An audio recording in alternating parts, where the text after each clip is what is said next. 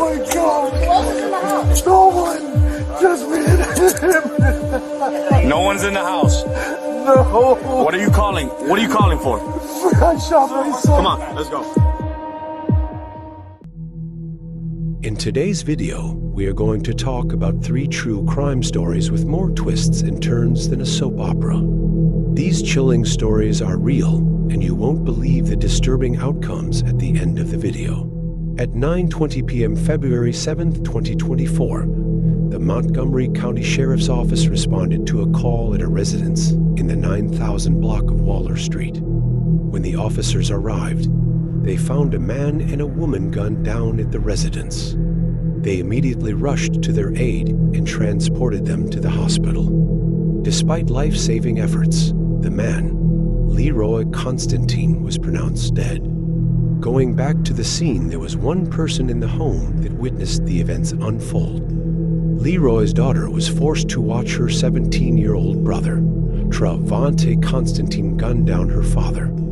She explained that her father got into a verbal argument with Travante over finding a gun and ammunition in his room. His father took it away from him, hopefully believing that this would put his son on the right path, but Travante had different ideas.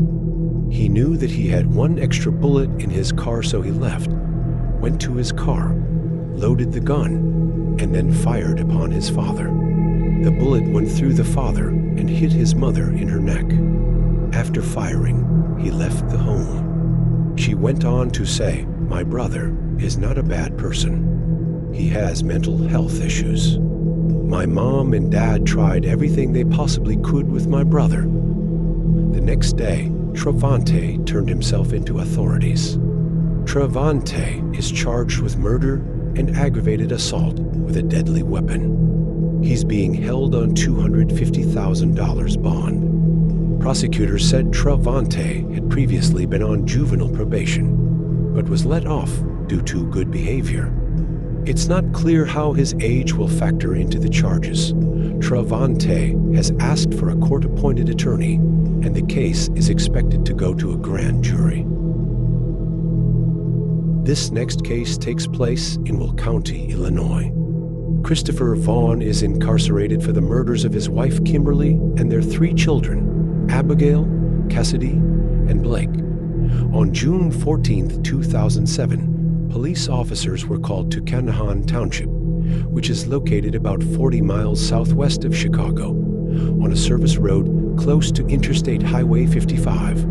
Upon reaching the location, they discovered Kimberly, 34, deceased within the family's red Ford Expedition. Her corpse was situated in the passenger seat, and she had been shot once in the head.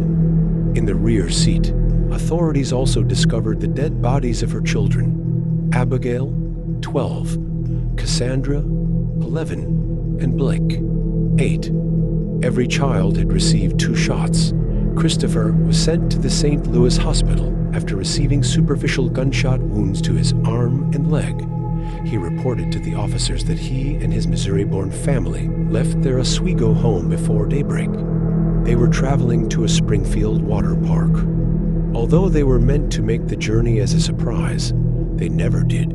When Christopher's wife reported feeling ill, they stopped the car. Christopher then got out of his car to fix the baggage rack, but he became alarmed when he saw the blood on his leg. Christopher limped out of the SUV and called out for assistance from a passing car. When Christopher discovered he was experiencing multiple gunshot wounds, he asserted that he didn't recall how it happened or hearing gunfire.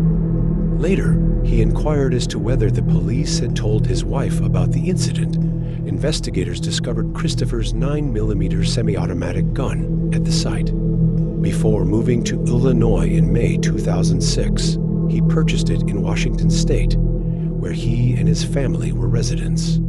Following his hospital discharge, Christopher traveled to the Illinois State Police District 5 offices to answer additional questions from detectives. When the questioning ended, he left on his own free will, according to the police, because he was not regarded as a suspect in the case.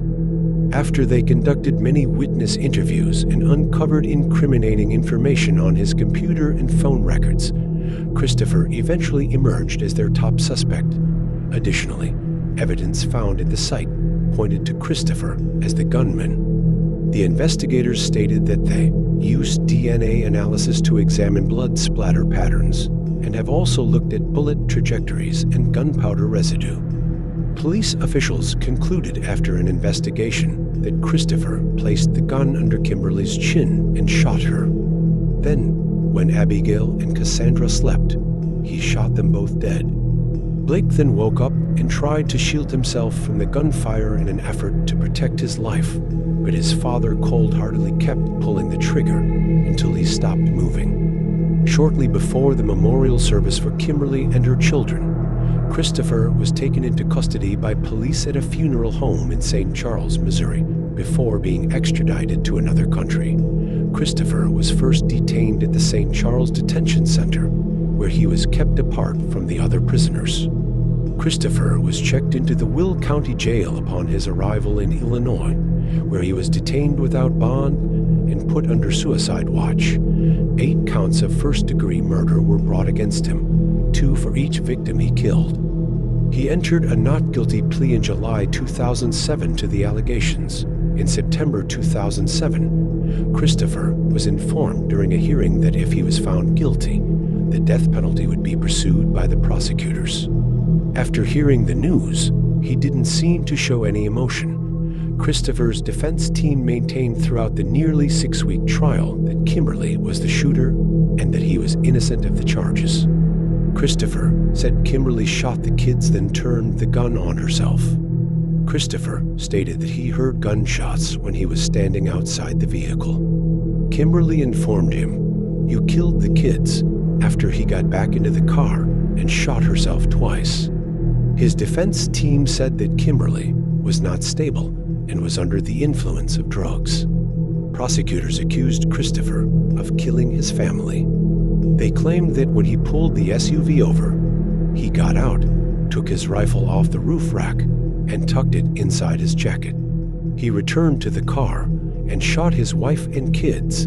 They think that Christopher killed his family in order to flee to Canada and live in the woods. After less than an hour of deliberation, a Will County jury in September 2012 found Christopher guilty of shooting and killing his family. In a statement, Will County State's attorney said, "In the successful prosecution of Christopher Vaughn, we called 90 witnesses to the stand in our case in chief, and the jury returned a guilty verdict in 60 minutes. That same year, in November, Christopher was sentenced to 4 consecutive life terms with no chance of parole. Christopher's attorneys are reportedly still trying to prove his innocence. First, let's go to Miami, Florida, to talk about our first case about a father doing something most fathers would never think of doing. Eric Contreras, a 21-year-old who was just getting started in life enrolling at FIU University. He was studying construction management and a member of Sigma Phi Epsilon.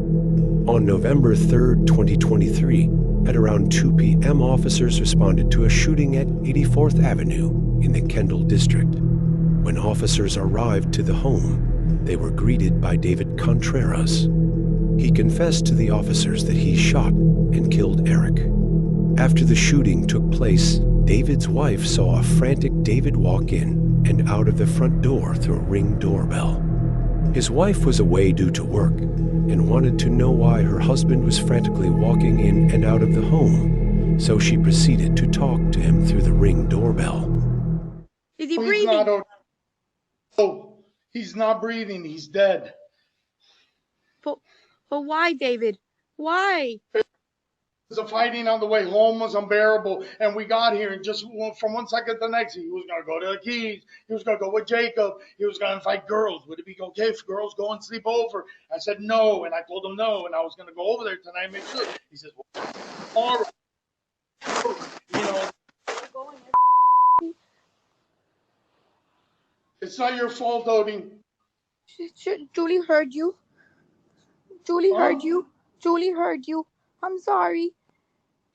It's not your fault, Odie. Please call my brother. I Where's just your talked to brother? him. Where's your brother? Please.